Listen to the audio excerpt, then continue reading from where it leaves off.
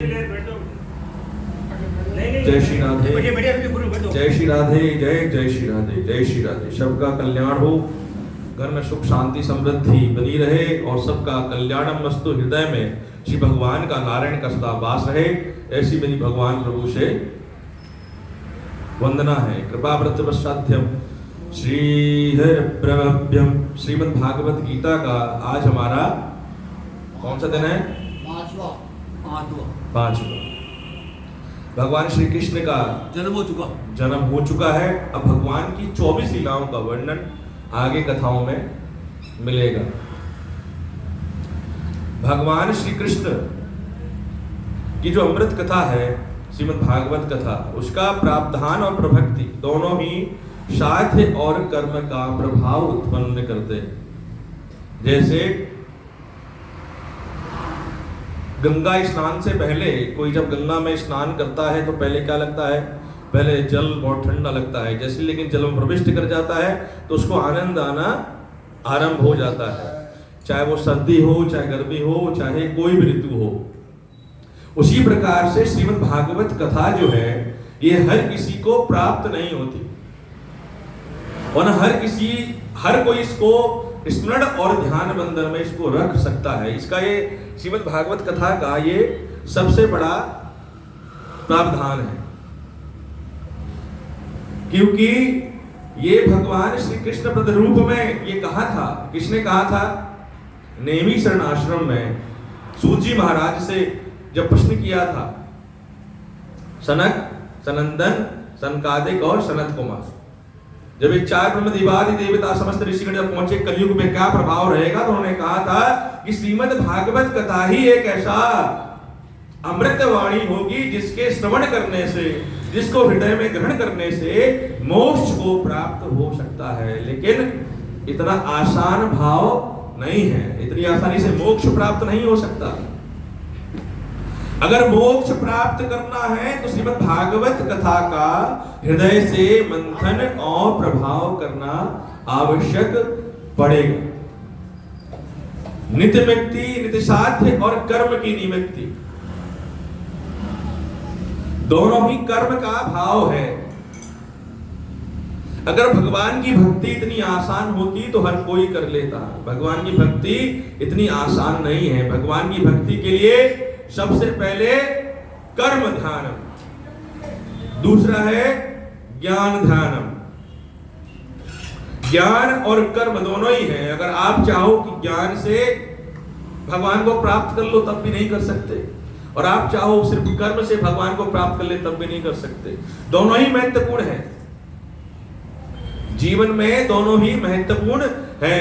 कोई भी विवाहित, अब उसका विवाह हो गया, विवाह के उपरांत में वो सोचे कि मैं अब भगवान की भक्ति में लीन हो जाऊं, संन्यास ग्रहण कर लूं, तो भगवान की भक्ति स्वीकार नहीं होगी। क्यों नहीं होगी? क्योंकि उसने संकल्प किया था कि मैं अपनी भार्या का आजीवन साथ दूंगा, लेकिन उसने क्या किया? उस संकल्प को तोड़ दिया।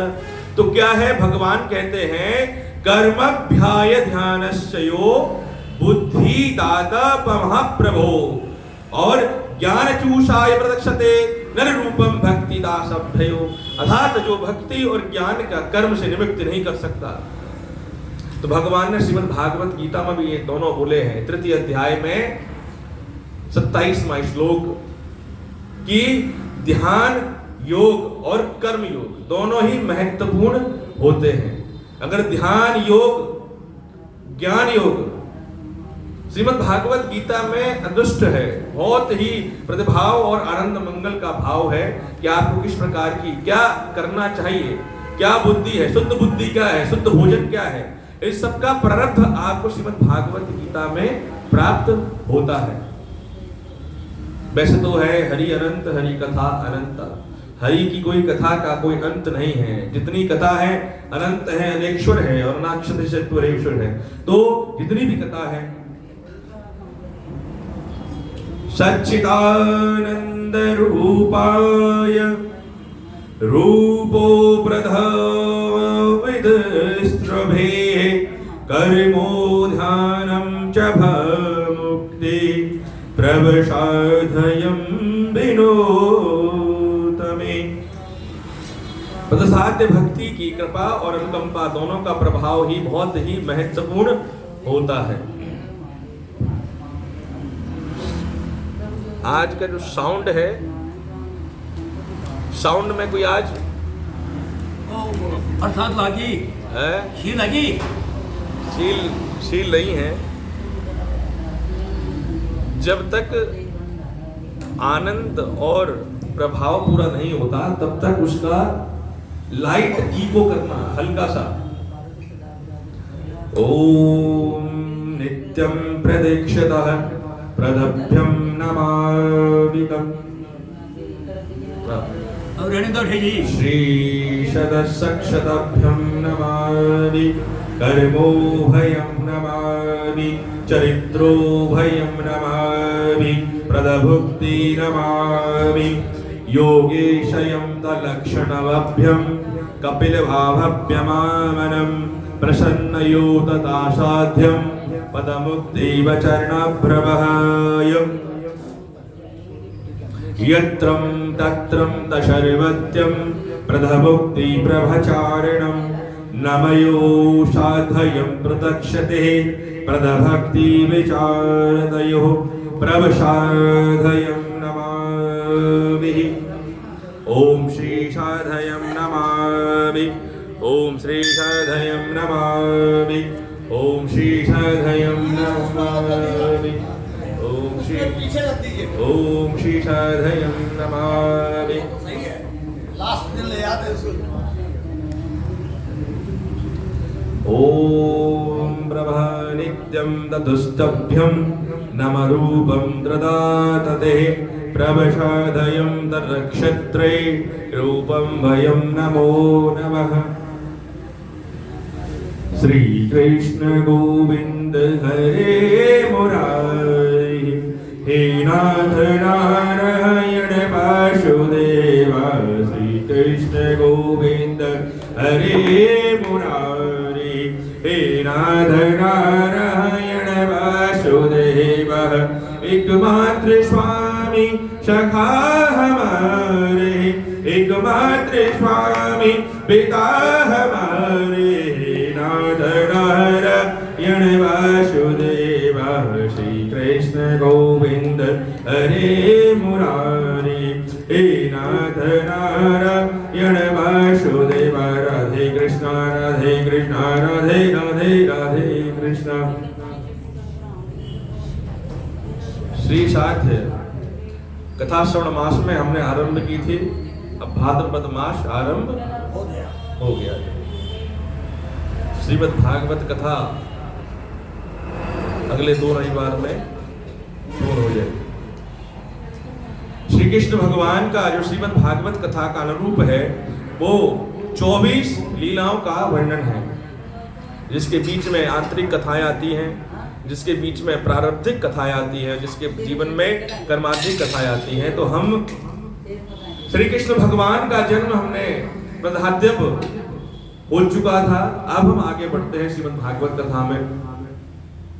सच्चिदानंद रूपायं प्रथाचरित्रो वयं नमः, श्री साधयं तकारेषु प्रभमुक्तिवचो वयम्। श्री कृष्ण भगवान का जन्म हो जाता है गर्भगृह के अंदर। सभी सप्त द्वार थे जिसमें भगवान श्री कृष्ण का जन्म हुआ। भगवान ने श्री कृष्ण भगवान ने अपने चतुर्भुज रूप में देवकी माता को, आनंद बाबा को पहले ही, देवकी माता और देवकी माता और वसुदेव महाराज, उनको ये पहले ही बता दिया था कि क्या करना है। जब भगवान की लीला, जब भगवान राक्षसात प्रकट हुए तो अचानक से बिजली कड़कने लगी और चारों तरफ अंधकार ही अंधकार, प्रधान मुक्ति का भाव। समस्त द्वारपाल को निद्रा आ गई। समस्त द्वारपाल को क्या हुआ? निद्रा आ गई। निद्रा आने के उपरांत में वसुदेव भगवान के हाथों में जो बेड़ियां लगी हुई थी, बेड़ियां जो है टूट गई। भगवान को वसुदेव जी ने अपने अक्षतल पे लिया और वहां से भवन से चल दिया। धीरे से आगे बढ़ते हैं तो देखा कि वर्षा हो रही है। अब वर्षा हो रही है, उसमें क्या है? प्रतिभाव की भक्ति। अब वो मन का भाव है, पुत्र प्रेम। वसुदेव को जो भगवान ने बोला था सब भूल गए। बस उन्हें एक चीज याद है कि उनको नंद बाबा के पास लेके जाना है और वहां छोड़कर आना है, इतना ध्यान था। प्रतिभाव भक्ति हुई। बारिश बरस रही है, वर्षा हो रही है। इधर देखा उधर देखा, उन्होंने देखा एक पला बोलते हैं टोकरी। भगवान को अब क्या है? पुत्र प्रेम। शरीर जो है ये माया का सबसे बड़ा जाल है। इस शरीर में जैसे ही आत्मा आती है तो माया इसको क्या करती है? भ्रमित कर देती है। वसुदेव वही है जिनको भगवान ने वरदान दिया था और उस वरदान के स्वरूप में वसुदेव भगवान जो भगवान को लेकर जाते हैं, पुत्र प्रेम में मोहित है। उनको पता है ये पुत्र है आनंदम प्रद। अब जैसे ही वो आगे बढ़ते हैं वैसे ही देखते हैं प्रभाव की प्राप्ति हो गई है। वसुदेव विहारन चरण दियो रेनब बरसो जाए काना मेरो भाव विभक्ति जरा रे न थम जाए। वसुदेव का महाराज क्या कहते हैं कि कन्हैया प्रतिभाव विभक्ति का भाव है, थोड़ा वर्षा थम जाए कि मेरा लाला है वो कहीं भीग न जाए। बच्चे का क्या होता है? अब आप किसी संतान को लेकर, बच्चे को लेकर जा रहे हो, बारिश अचानक से आरंभ हो जाए तो माता पिता क्या करते हैं? बच्चे को छुपा लेते हैं जिससे धूप वर्षा इसका बच्चे पर कोई प्रभाव ना पड़े। अगर कुछ नहीं है, छाता वाता नहीं, तो क्या करते हैं? कुछ कपड़ा ओढ़ रखा तो कपड़े को लिटा देते ताकि संतान को प्रभाव नहीं। ये क्या है? माया का प्रभाव है। यही वासुदेव जी का भाव था कि हे वर्षा थोड़ा थम जा, मेरा कन्हैया भीग जाएगा, मेरा सब जो बालक है वो भीग जाएगा। डोकरे में उन्होंने श्री कृष्ण कन्हैया को रखा और यमुना जी जो है अपनी चरम सीमा पर उफान मार रही है। कहती है क्या है? अरे काना आयो निज मनि धाम मोहे तेरे दर्श करा दो जान। यमुना मैया कहती है बड़े दिनों के बाद, ये कई युग बीत गए लेकिन आपके चरणों को मैंने छुआ नहीं है। आज मुझे वो अवसर प्राप्त है कि मैं आज आपके चरणों का वक्षस्थल और पान अमृत पान करूं। पदभाव विभक्ति हुई, कर्म की शक्ति हुई और कर्म शक्ति यथारूप करने के उपरांत में ये जो भाव है भक्त की परिभाषित परिभाषा। भक्त कौन है? भगवान श्री कृष्ण। देखो एक बात बहुत प्रमुख है, वैसे तो आनंद भक्ति में परम आनंद आता है, लेकिन भगवान श्री कृष्ण की भक्ति में एक अलग आनंद आता है। सबका आनंद का जो भाव प्रभाव है, भगवान श्री कृष्ण की भक्ति का आनंद अलग है। भगवान श्री कृष्ण की भक्ति आपको ऐसे लोक और ऐसे धाम में लेके जाती है जहां पर भगवान ही भगवान का प्रारब्ध नजर आता है, इसके अलावा कुछ और नजर नहीं आता। तो कर्मध्य और कर्म का विभक्ति मनुष्य देह प्रभात शक्ति। जब विराजमान हुए तो उन्होंने देखा कि यमुना जी जो है वो बहुत प्रबल रूप से प्रखंड कर रही है। किस रूप से? जल प्रभावित। अब भगवान, अब जो वसुदेव जी महाराज थे, उन्होंने कहा ये तो बड़ा विचित्र भाव है। उन्होंने भगवान का नाम लिया और सर पर रखा और यमुना जी में प्रविष्ट कर दिया। मन ही मन में क्या कहते हैं? मन में कहते हैं, हे प्रभु चरित्र का भाव उत्पन्न करने वाले, मेरे पुत्र की रक्षा करना।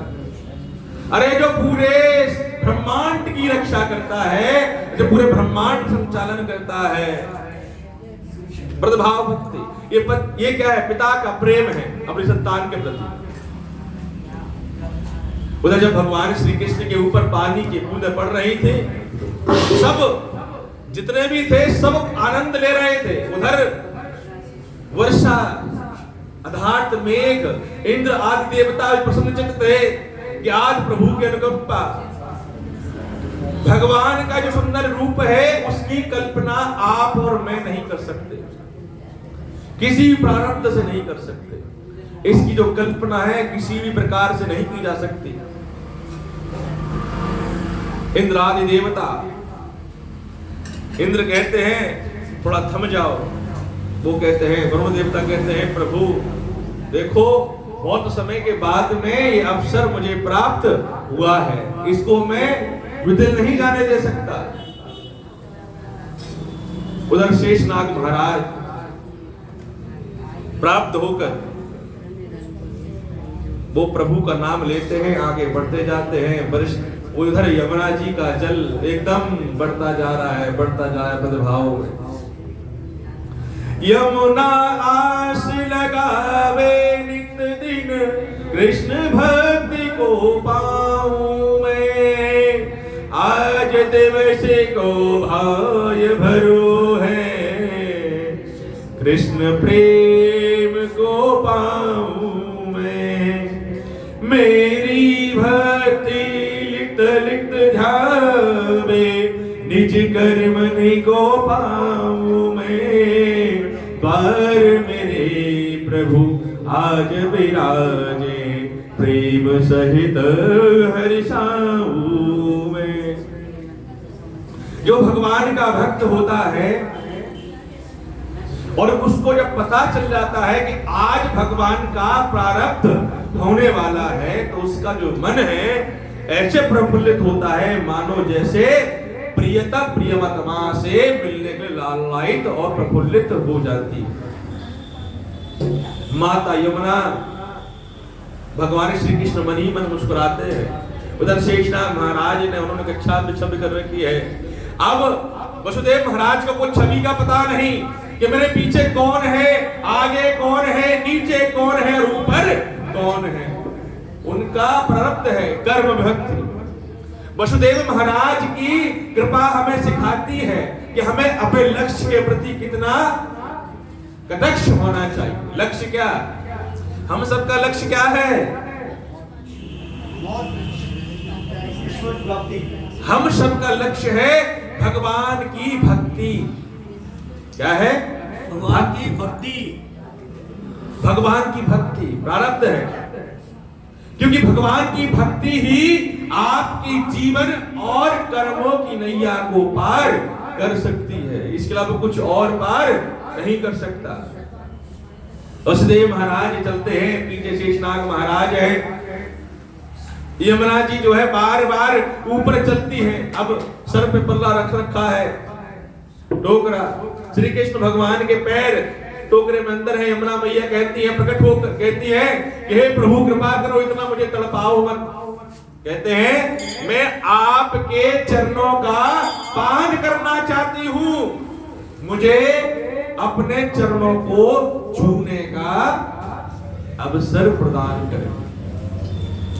श्री कृष्ण कन्हैया कहते हैं देखो इतने आसानी से आपको प्राप्त नहीं होगा। हरे यमुना भक्ति भयोषित प्रेम रूप मन हरिसावे रे तेरी माया। निज प्रभु चरण निकारन ध्याओ, क्या कहते हैं? निज प्रभु चरण निदानन ध्याओ, मन मुक्ति को पार कराओ। यमुना क्या कहते हैं? प्रभु अपने चरणों को थोड़ा सा टोकरे से बाहर निकाल दो। इसको क्या करना चाहते हो? प्रभु आपकी भक्ति और शरण का मोक्ष लेना चाहती हूँ। प्रसाद शरण हुआ, जल और बढ़ा। इधर वसुदेव जी महाराज बहुत ज्यादा चिंतित थे। क्या चिंता में ग्रसित थे वसुदेव महाराज? उन्होंने कहा ये तो प्रतिभाव का भाव है। भगवान ने कहा कि चलो यमुना जी, अब आपका कार्य मैं पूरा कर देता हूं। क्योंकि टोकरी के ऊपर टोकरी, और उसके बाद में वसुदेव जी महाराज पूरे यमुना जी में क्या हो जाते हैं? डूब जाते हैं। यमुना जी जाती हैं, भगवान के चरण को स्पर्श करती हैं और स्वतः नीचे चली जाती है। बोलो श्री कृष्ण लाल की जय। यही है भगवान श्री कृष्ण का प्रेम। जिसके हृदय में भगवान के प्रति प्रेम का भाव उत्पन्न हो जाता है, उसको कभी दूसरे प्रति ईर्ष्या और क्रोध नहीं आता। ये भगवान की सबसे बड़ी अनुकंपा, भक्ति की कृपा होती है। क्योंकि जब तक आपके मन में, हृदय में किसी के प्रति ईर्ष्या, घृणा भाव, क्रोध, लोभ, मद है, तब तक आपके हृदय में प्रेम का वास नहीं हो सकता।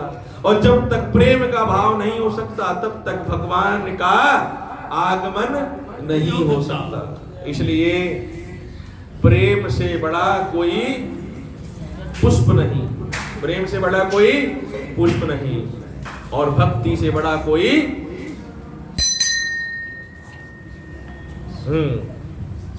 प्रेम से बड़ा कोई पुष्प नहीं, और भक्ति से बड़ा कोई अनुष्ठान नहीं। हवन इत्यादि यज्ञ करते हैं और आपके मन में कामुकता का भाव है, आपके मन में भ्रमिता का भाव है, तो वो यज्ञ भी आपका किसी कार्य के लायक नहीं हो पाता, विफलता अधिक प्राप्त हो जाती है। वसुदेव जी महाराज नंद बाबा के घर में प्रवेश करते हैं। अब उधर क्या था? इधर भगवान श्री कृष्ण देवी के गर्भ में थे, और उधर सप्तम कहने को अष्टम गर्भ कौन था? भगवान श्री कृष्ण। उधर सप्तम गर्भ जो प्रवर्तित था वो किसमें? यशोदा मैया के व्रत रूप में चला जाता है। वहां कौन थी? माता योग माया। 28वां कल्प था। ये कौन सा कल्प है? 28वां कल्प भाव में माता यशोदा के व्रत रूप में गर्भ में चली जाती है। कौन? योग माया। देखो भगवान श्री कृष्ण जब धरती पर अवतरित होते हैं, जन्म नहीं लेते। भगवान कभी जन्म नहीं लेते, अवतरित होते हैं, अवतार लेते हैं। अब आप पूछिए कि मन में कि अवतार और जन्म में अंतर क्या है? कौन बताएगा? अवतार में मतलब जिसको अपन बोलते हैं सांप, जो जन्म लेता है उसकी मृत्यु होती है, लेकिन अवतार लेने पर ना तो जन्म होता है और ना ही मृत्यु होती है। क्योंकि परमेश्वर भगवान जो है अजन्मा अनंत अनंत परमेश्वर है, ना तो कभी जन्म लेता है ना तो कभी शरीर को त्यागता है। जब देवी की माता, ये जो योनि द्वार है ये काम और भाग और अहंकार का द्वार है, तो भगवान जब पृथ्वी पर आते हैं इस द्वार से अरतित रूप नहीं करते। इसलिए क्या कहता है? तर्या वायम प्रदक्ष्यामि प्रभु चरित्रो वयम वरः जन्मं प्रदाय अवतारभ्यम प्रदर्शति चराचर। अर्थात भगवान क्या करते हैं? अवतीर्ण होकर संसार का प्रतिभाव और ज्ञान मुक्ति का चरण छल और बंधन का प्रतिभाव करते हैं। नंद बाबा के घर जब पहुंचते हैं सब सो रहे होते हैं। यशोदा मैया को पता नहीं होता है कि उनके यहाँ पर संतान का आगमन हो गया है। भगवान की लीला देखिए, यशस्वी भक्त, उनको पता ही नहीं था कि पुत्री का जन्म हो गया है, अर्थात माया का जन्म हो गया है। नंद बाबा जाते हैं, पुत्र को रख देते हैं यशोदा मैया के पास और पुत्री को अर्थात माया रानी को लेकर आते हैं, कारागृह में चले जाते हैं, देवी की माता के पास सुला देते हैं, बेड़ियां फिर लग जाती है और उसके उपरांत में द्वारपाल जग जाते हैं। द्वारपाल जल्दी जल्दी उठते हैं, देखते अरे ये क्या था, हम निद्रा में सो गए थे क्या? तुरंत देखते हैं दरबार में, अब क्या है, कंस का बहुत ज्यादा प्रकोप था। कंस का क्या था? बहुत ज्यादा प्रकोप था। सारे देवी देवता जो थे प्रदक्षिण में सभी उठ के बैठ जा और बोला बैठ जाते हैं। द्वारपाल कहते हैं अरे आज तो राजा जो है बड़ा दंड देगा, कुछ गलत तो काम नहीं हुआ। तुरंत जाते हैं कारागृह में देखते हैं सब कुशल है, बेड़ियां बंधी हुई है और रोने की आवाज आरंभ हो जाती है। जाता है सेवक, द्वारपाल जाता है, कंस को सूचित करता है, कंस कटाक्ष को लेकर आता है। जैसे ही देव की माता को पता चलता है कि ये पुत्र नहीं पुत्री है, क्या है? पुत्री है। तो जब कंस आता है तो कहती है कि देखो ये तो पुत्री है और आकाशवाणी हुई थी कि तुम्हारा पुत्र वध करेगा, तो पुत्र तो है ही नहीं, इसको क्यों मारते हो, क्यों पाप लेते हो? कन्या प्रतिभाव का पाप का भाग मिलेगा। कहता है मैं कोई भी रिस्क लेना नहीं चाहता, इसलिए क्या पता कृष्ण तो वैसे भी छलिया है, क्या पता कौन सी माया से उस रूप बना लिया हो, क्या पता मेरा वध कर देगा। उसको छीनता है, आगे जाता है, जाने के उपरांत में जाकर सतसाध्य कर्म की शिला पट पर जाता है और प्रसाद में प्रांशु जाकर मैं प्रतिभाव की भक्ति करता है। मैंने उस दिन एक बात बोली थी बेटा, क्या है? उस दिन संध्या काल में क्या बोला था कि माता पिता के चरणों को नित्य छूना है।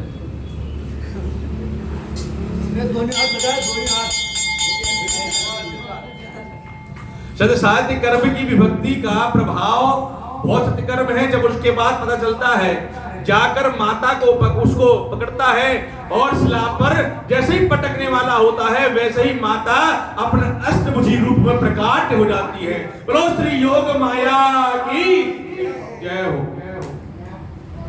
माता प्रकट होती है और कहती है अरे धूर्त, जिस मृत्यु के भय में तूने अघन्य अपराध किए हैं वो तो जन्म ले चुका है। लाल की अब कंस जो है बड़ा वितीर्ण हो गया। इस सारी संतानें जो थी वो तो सब है और जन्म कहां ले लिया। उधर यशोदा मैया गहरी निद्रा में थी। यशोदा मैया के साथ में उनके भाई की जो बहन थी, किसकी? नंद बाबा की बेटी नहीं,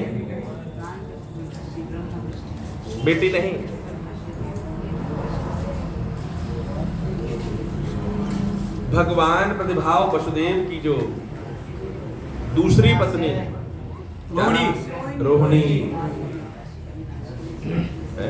रोहिणी कहाँ रहती थी? नंद बाबा के पास। नंद बाबा वहीं रहती थी वो। तो जब उन्हें पता चला कारागार में तो बंद कर रखा था, अब क्या वृत्त है, तो रोहिणी को पता चला, आवाज सुनाई दी कि ये आवाज कहां से आ रही है। भागी भागी यशोदा के कक्ष पहुंची, देख अरे ये संतान हो गई। और यशोदा अरे यशोदा उठ जा, पुत्र का आगमन हो गया है, उठ जा। यशोदा मैया उठती है भड़बड़ा कर, अरे क्या हो गया?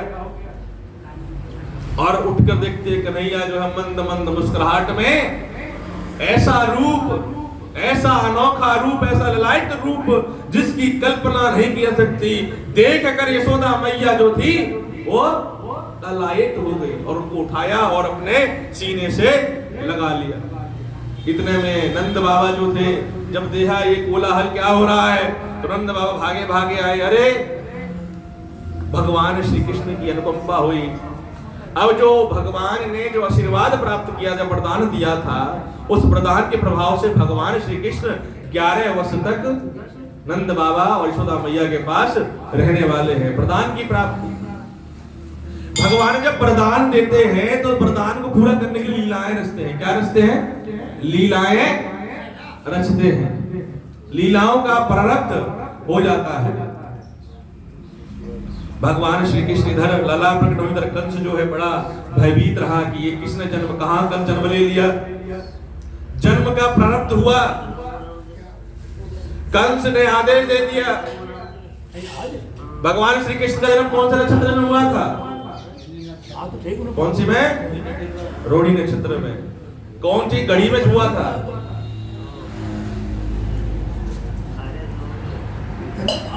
24वीं घड़ी में हुआ था। 24 घड़ी कब होती है? रात्रि को 12 बजे। 24 घड़ी में भगवान का रोहिणी नक्षत्र में जन्म हुआ। नक्षत्र कितने होते हैं? कितने होते हैं नक्षत्र?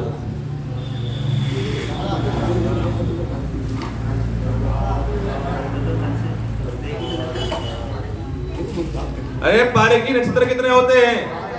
नक्षत्र 27। हाँ, 9 ग्रह। ग्रह कितने होते हैं? 9। राशि होती है 12 और नक्षत्र होते हैं 27, जिसमें जो प्रमुख नक्षत्र है रोहिणी, जो किसकी प्रिय पत्नी है? चंद्रमा जी की। चंद्रमा की प्रिय पत्नी है रोहिणी। रोहिणी चंद्रमा बहुत प्रेम करते हैं, उसकी भी कथा मैं बता चुका हूं आपको। तो इसीलिए तो चंद्रमा का नाम वो चंद्रमा अमावस से लेकर पूर्णमासी तक पूर्ण होता है प्रतिभाव में। कौन सा है? शुक्ल पक्ष और कृष्ण पक्ष। अभी कौन चल रहा है? कृष्ण पक्ष। कृष्ण पक्ष में कृष्ण पक्ष कौन सा होता है? जिसमें अंधियारा है, और शुक्ल पक्ष जिसमें उजाला रहता है। तो ये 2 प्रश्न है महीने में, शुक्ल पक्ष और कृष्ण पक्ष। ये बेसिक है जीवन की। क्या है? बेसिक। अगर हमको बेसिक ही पता नहीं है तो आनंद कैसे प्राप्त होगा? रोहिणी नक्षत्र सबसे प्रमुख नक्षत्र है जिसमें भगवान श्री कृष्ण का जन्म हुआ। ये कहते हैं जिस संतान का जन्म रोहिणी नक्षत्र में होता है वो बहुत ज्यादा तेजस्वी होता है। क्या होता है? तेजस्वी होता है।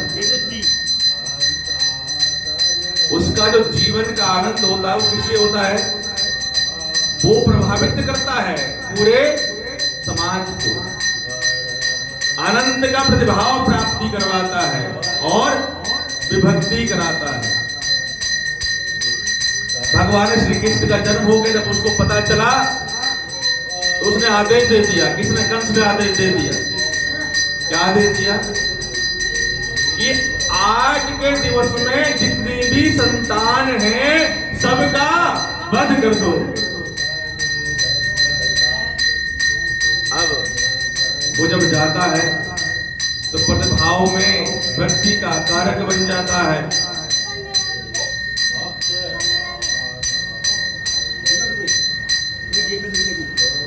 प्रतिभाव विभक्ति के कारण प्राप्ति हो जाती है और आदेश देता है। तो जितने मथुरा वृंदावन जितनी भी जगह थी सब में क्या करते हैं? सारे दूध जाते हैं। और जितने भी नव संतान थी वत्स तिथि के अंदर सबको क्या करता है? कंस मारता है। अब क्या होता है कि जब कंस सबको मारता है तो प्रतिभाव की प्राप्ति के लिए पाप क्या कहते हैं भगवान कहते हैं जब तक पाप का भंडारा नहीं भरेगा तब तक भगवान कहते हैं तब तक उसका वध नहीं कर सकते। तो उसका क्या भाव था कि थोड़ा पाप और बढ़ेगा, उसने अत्याचार अपने और बढ़ा दिए, अत्याचार पे अत्याचार करके अत्याचार बढ़ते जा रहे हैं। उधर जब नंद बाबा को पता चला कि कंस ने आदेश दिया है, क्या आदेश दिया है कि जितने भी नव संतान हैं, जो भी अभी नई नई बच्चे जिनका जन्म हुआ है, उन सब का वध होने वाला। नंद बाबा यशोदा मैया बड़े उसमें हो गए प्रतिभाव संकट में। उन्होंने कहा ये तो कंस है, ये तो वध कर देगा, इसलिए कन्हैया को छुपा लो। अब कन्हैया जो है बड़े चंचल थे, नटखट थे। समय बीतता चला गया। कहाना की जो उम्र थी 5 वर्ष हो गई। कितने? 5 वर्ष तक कंस ने 5 वर्ष तक आताताई बनकर सबको दृढ़ कर दिया। जितने भी साधु संत समागम जितने भी लोग थे, सबके ओर भी चालू कर दी, नए नए तरीके करने लगा दिए। नंद बाबा से कहला भेजा कि भैया आपको जो आपकी गायें, नंद बाबा के पास कौन सी गाय थी?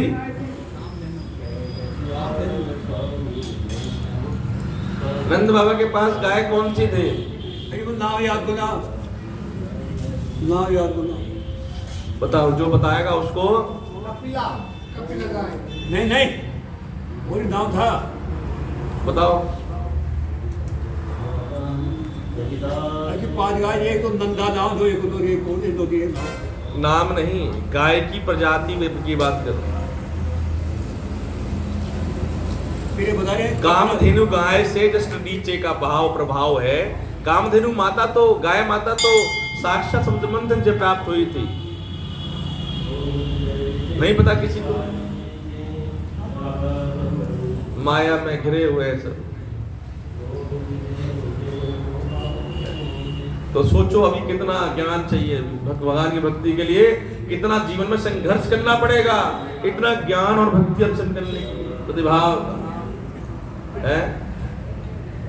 सारे जिम्मेदारियां पूरी हो गई है, बचा नहीं है कुछ भी।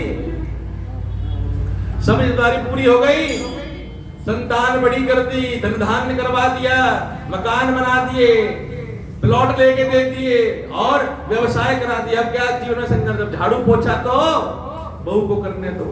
क्या करना है? भगवान की भक्ति। जीवन प्रतिभाव के बाद में सिर्फ एक ही का प्रभाव प्राप्ति होगी। वो क्या प्राप्ति होगी?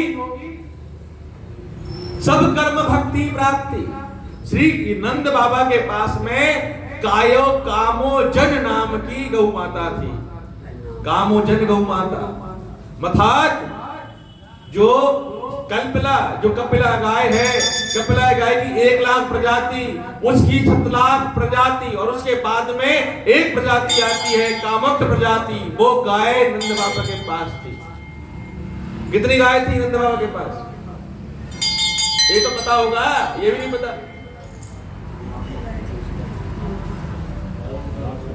कितनी गाय थी? 1 लाख। अरे 1 लाख से ऊपर थी।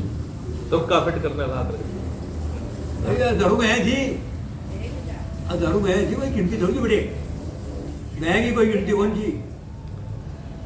नंद बाबा के पास में 99 लाख गाय थी। 99 लाख। 99 लाख। 99 क्यों? अब इसकी कथा थोड़ी आगे बताऊंगा बाद में। उन गौ माता का प्रारब्ध ये था कि पूरे राज्य भर में उनसे अच्छा दुग्ध और अस्या दुग्ध कोई देता नहीं था। उस गाय की खासियत ये होती थी कि आपको गौ माता के थन को स्पर्श करने की आवश्यकता नहीं थी। आपको नीचे बर्तन लगाना था, गौ माता दूध स्वतः ही दे देती थी। प्रतिभाव भक्ति का। कंस का आदेश आ गया कि नंद बाबा के गांव में जितनी भी दुग्ध है वो कंस के पास जाएगा। श्री कृष्ण भगवान ने कहा ये कैसा आदेश है कि जो हम दूध तो हमारा है, हम थोड़ा देंगे किसी को, दूध तो हमारा है, हम नहीं दे सकते किसी को। समय बीतता चला गया, क्या कोई बात नहीं, जाने दो। भगवान श्री कृष्ण की अलौकिक प्रभात हुई। जब कंस को ये पता चला, किसके माध्यम से? चारुण कौन थे? कौन थे? कौन थे? नहीं पता। चारुण के माध्यम से जब सत्यकार्य का प्राप्ति हुई, अब कंस बदमात मंत्री प्रतिभाव में अग्रसेन के मंत्री, उनको पता चला कंस को कि नंद बाबा के यहां पर एक पुत्र का जन्म हुआ है। जब उनको पता चला कंस को, तो कंस ने कहा कोई रिस्क नहीं लिया जा सकता। उसने बाणासुर को भेजा। सबसे पहले किसको भेजा? प्रतिभाव से पहले, बाणासुर बाद में आया, सबसे पहले उसको भेजा। किसको? बाणासुर को सबसे पहले नहीं भेजा, सबसे पहले भेजा दुर्वासुर को। दुर्वासुर क्या करता है? वो जाता है भगवान श्री कृष्ण के, और श्री कृष्ण भगवान पालना में बाहर हैं, सब लोग अपना काम कार्य कर रहे हैं। बड़ा प्रभावसुर आया, किसका रूप बनाकर? क्या बोलते हैं? तूफान आता है, चक्र वो आता है ना भगवान, क्या बोलते हो आप उसको?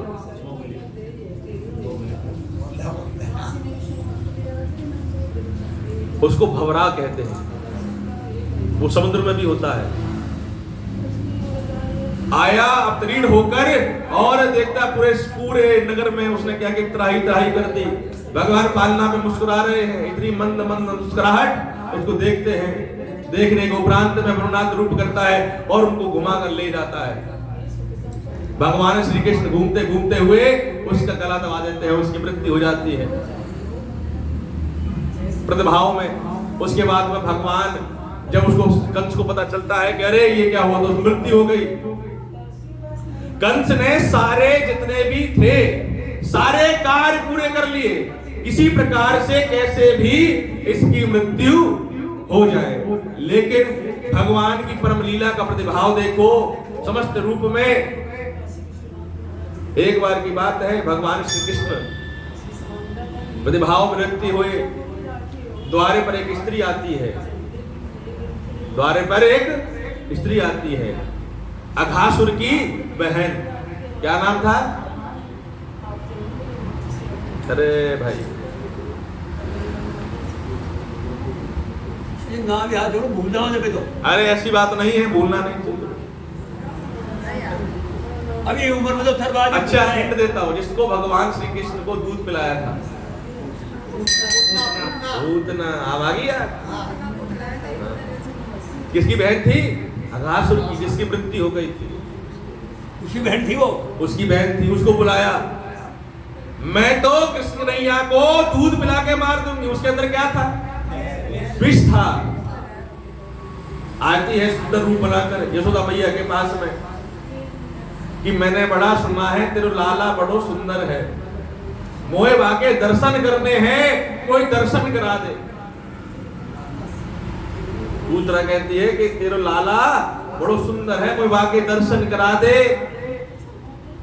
यशोदा मैया कहती है बड़े भाव चवित्र प्रभाव होते थे, सुंदर रूप था। ये जो रूपों का जो चक्कर है ना, मनुष्य का जीवन में रूप भी दो प्रकार का है। अंदर भीतर कुछ और है, ऊपर से कुछ और। पूतना कहा ठीक है।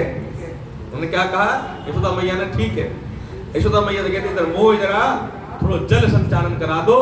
जैसे जल लेने के लिए माता यशोदा अंदर जाती है, कान्हा को गोद में लेती है और कान्हा को गोद में लेने के बाद में उसको दूध पिलाना आरंभ करती है। और भगवान दूध के स्तन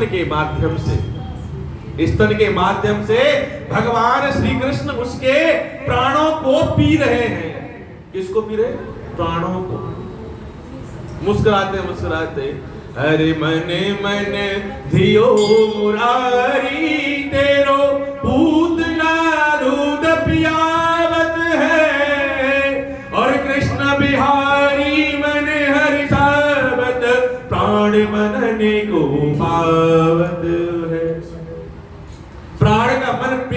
भाव है, प्राणों को पी रहे हैं। अब जैसे जैसे प्राण को पीते हैं उसने पूतना ने अपना विकराल रूप बना लिया, भयभीत। अब वो उसको भगवान श्री कृष्ण को छुड़ावे, और भगवान श्री कृष्ण ने पूतना के दोनों स्तनों को अच्छे से पकड़ लिया।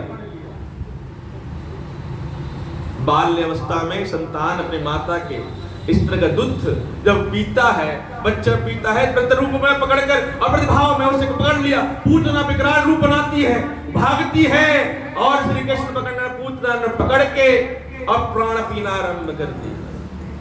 दोनों श्री कृष्ण ये लाल की जय। अरे भागे भागे पूतन रूप बिहाय चरण तेरो, हरि ले गो मने भावत।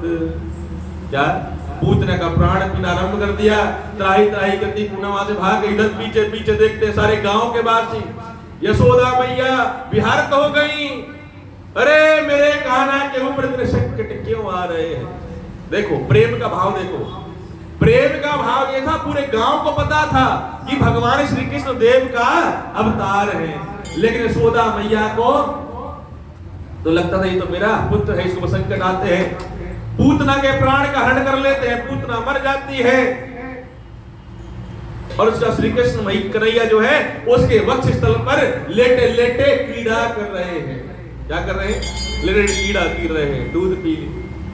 भगवान श्री कृष्ण वापस आ जाते हैं, प्रतिभाव व्रत लेकर आती है। अब उसकी 3 चीजें विफल हो गई। किसकी? कंस की। कंस ने उसके बाद में अघासुर को भेजा। किसको भेजा? अघासुर कौन था? एक अवसर था नाग, अजगर जिसे बोलते हैं। अजगर कौन था? अजगर नाग था। अघासुर, अघासुर कौन था? कोई बता देगा अघासुर कौन था? नहीं पता। आज ये देखो, जीवन में ना एक संकल्प कर लो कि भेड़ चाल की तरह आगे नहीं चलना है, ग्रंथों का अध्ययन करना है और आगे बढ़ना है। क्या करना है? सत्संगति में बैठो, मंदिर परिसर भाव में बैठो, कथा का आनंद लो। याद नहीं रहता है, याद नहीं रहता है। रहेगा याद।